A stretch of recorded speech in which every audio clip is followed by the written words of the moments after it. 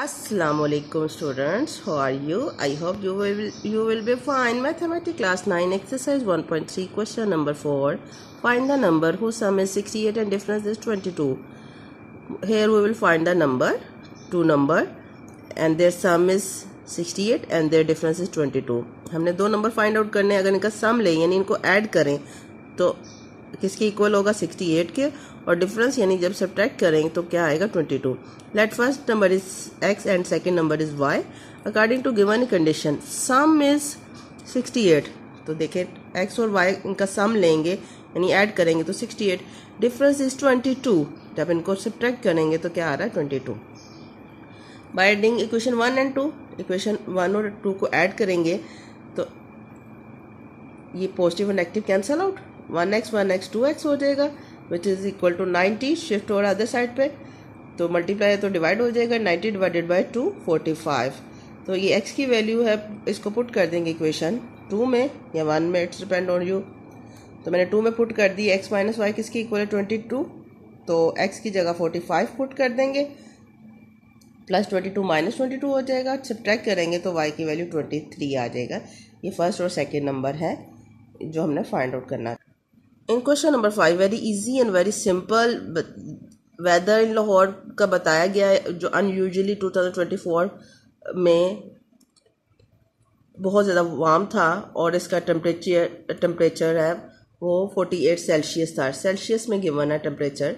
तो आपको एक फार्मूला गिवन है तो आपने टेम्परेचर फ़ारेनहाइट में फाइंड आउट करना है.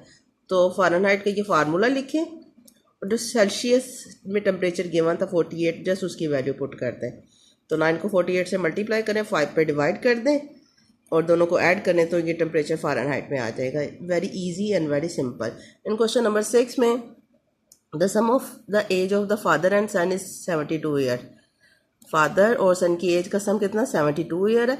6 year go the father age was the 2 time the age of the son. तो 6 ईयर गो जो फादर एज की थी वो ट्वाइस थी, 2 टाइम थी सन की एज का. What was the son age in 6 year go. तो हमने सन एज फाइंड आउट करनी है 6 ईयर को. तो लेट फादर एज x है और सन एज y है. तो इनका सम कितना है 72. तो इन दोनों का सम करेंगे तो 72 आ जाएगा. तो 6 ईयर बिफोर तो x में से भी हमने 6 माइनस कर लें और ये y की वैल्यू में से भी हमने 6 माइनस कर लेंगे क्योंकि 6 ईयर बिफोर की बात कर रहे हैं ना. और 6 ईयर बिफोर क्या थी जो सन एज थी वो 2 टाइम थी फादर एज की, इसीलिए जो सन एज है उसको हमने 2 से मल्टीप्लाई किया है. ये शो कर रहा है 2 टाइम है फादर एज का. ब्रैकेट रिमूव करें तो 2y 2 6 12 हो जाएगा. y शिफ्ट करते हैं अदर साइड पे, साइन चेंज हो जाएगा. -6 इधर आके +6 हो जाएगा. सब्ट्रैक्ट करेंगे तो x माइनस 2y की वैल्यू -6 आ जाएगी. क्वेश्चन 1 है और ये क्वेश्चन 2 है. अब यहाँ पर हम इन दोनों को सब्ट्रैक्ट कर देंगे. जब सब्ट्रैक्ट करेंगे साइन चेंज कर देते हैं. ये पॉजिटिव नेगेटिव कैंसल आउट. तो इनको ऐड करेंगे तो माइनस माइनस प्लस होता है -3y. इनको भी माइनस माइनस प्लस होता है, ऐड करेंगे तो -78. माइनस माइनस से कैंसल आउट, 3 मल्टीप्लाई हो रहा है, शिफ्ट करेगा अदर साइड पे. डिवाइड 78 डिवाइडेड बाई 3 तो y की वैल्यू क्या आ जाएगी 26. तो y क्या है सन एज कितनी है 26. सन एज तो 26 आ गए. तो फादर एज फाइंड आउट करते हैं. तो x प्लस वाई किसके इक्वल है 72 के. तो y जो अभी हमने फाइंड आउट किया तो वो 26 था. प्लस 26 इधर आके -26 आ जाएगा. 72 माइनस 26 तो 46. तो ये आपकी क्या आ जाएगी फादर एज. लेकिन हमने 6 ईयर बिफोर फाइंड आउट करना है. तो क्या करेंगे सन एज 6 ईयर अगो कैसे फाइंड आउट करेंगे. तो सन की एज अब कितनी थी, y जो अभी हमने फाइंड आउट किया 26, उसमें से 6 माइनस करेंगे तो ये 20 ईयर हो जाएगी.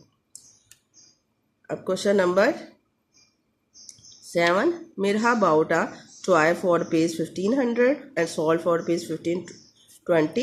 what was the is profit percentage. हमने प्रॉफिट परसेंटेज फाइंड आउट करना है. मिरहा ने एक टॉयस खरीदा था 1500 का और 1520 का सेल कर दिया था. तो 20 रुपीज़ उसको प्रॉफिट हुआ. तो हमने परसेंटेज प्रॉफिट फाइंड आउट करना है. तो कॉस्ट प्राइस कितने का उसने लिया था 1500 का. सेल कितना किया था 1520 का. प्रॉफिट कितना हुआ. तो दोनों को जब सब्ट्रैक्ट करेंगे तो 20 प्रॉफिट है. तो प्रॉफिट परसेंटेज फाइंड आउट करना है. तो प्रॉफिट परसेंटेज का स्टूडेंट फार्मूला ये आपने याद कर लेना. Profit over cost price multiply by 100%. Profit हमें 20 हुआ, कॉस्ट प्राइस हमने 1500 का मेरे ने बाय किया था, मल्टीप्लाई बाय 100%. और इसको 2 0 से 2 0 कैंसिल आउट, 20 को 15 पे डिवाइड करेंगे तो 1.33%. It's your answer. I hope you will understand. In case of any problem you can ask me. Now question number 8. The amount of a income of a tayyib is this. While the exempted amount is 1,30,000, how much tax would he have to pay at the rate of 0.75%? अब income Tayyab की given है और इतनी amount पे उसको exempted है, tax नहीं लगेगा, तो टैक्स रेट 0.75 है, तो कितनी अमाउंट पे उसको टैक्स लगेगा. तो एनुअल इनकम कितनी थी ये आपको गिवन है. एग्जम्प्टेड अमाउंट जिस पे टैक्स नहीं लगना था वो ये है, तो रिमेनिंग अमाउंट कितनी होगी, इन दोनों को सब्ट्रैक्ट कर देंगे, इतनी अमाउंट पे टैक्स लगेगा. तो टैक्स रेट कितना था 0.75. तो टैक्स पेएबल कितना करना पड़ेगा, जितनी अमाउंट पे टैक्स लगेगा और इसका रेट से मल्टीप्लाई कर दें, तो ये 0.75 ये परसेंटेज 100 आ जाएगा. तो इसको जब हम सिंप्लीफाई करेंगे, इसको डिवाइड करके मल्टीप्लाई करेंगे, ये आपका आंसर आ जाएगा. इसी तरह question number 9. Find the compound markup. हमने कंपाउंड मार्कअप फाइंड आउट करना है. रुपीज़ कितनी है, प्रिंसिपल अमाउंट ये 375,000 है, और 1 ईयर के लिए टाइम कितना है, 1 ईयर है, और रेट कितना है 14%. आर की वैल्यू ये. तो प्रॉफिट मार्कअप का फार्मूला आप याद कर लें. तो ये किसकी इक्वल है, P into R into T over 100. तो ये वैल्यू पी की वैल्यू पुट कर दी, आर की 14 और टी की वैल्यू 1 ईयर ओवर 100. इसको सिंप्लीफाई करें तो ये आपका आंसर आ जाएगा. I hope you will understand. In case of any problem you can ask me. Thank you. Have a nice day. Allah Hafiz.